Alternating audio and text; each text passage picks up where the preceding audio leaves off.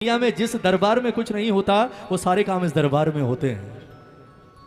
क्यों कहा जाता है इसे हारे का सहारा?